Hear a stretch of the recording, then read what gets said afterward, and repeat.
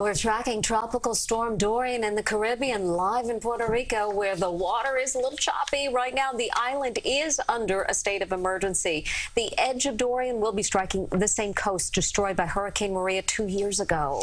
And that storm will then set its sights on the eastern coasts of Florida and Georgia. CBS News David Begnaud has more from Ponce, Puerto Rico.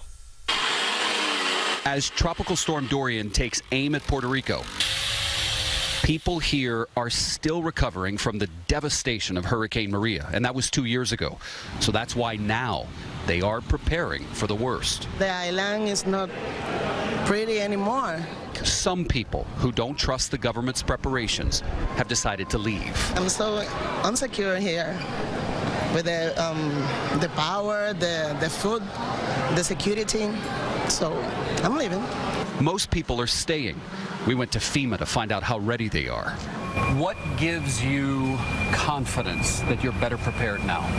I think, first of all, the amount of supplies we have. 2 years after Hurricane Maria, 30,000 homes are still covered with blue tarps, and about 1,000 roads remain impassable around the island. If you look around just at this warehouse, and now we have 5 where we used to have 1, there's probably 10 times the commodities on the island that were here pre-Maria. So we've spent the last 2 years learning some lessons and making sure that we're much better prepared. Yesterday, President Trump claimed that Congress approved $92 billion in aid for Puerto Rico after Maria's devastation. That's not true. Congress has only allocated roughly $43 billion. Less than $14 billion of that has actually gotten to the island. Well, learning from what went wrong. The CEO of the island's power company, Jose Ortiz, made a bold prediction last night. He said if the entire island were to lose power in a worst-case scenario, he predicts he could have the lights back on in 2 weeks. We have to restore as quick as possible. It's not acceptable what happened the last time that many people wait for 11 months to get power back.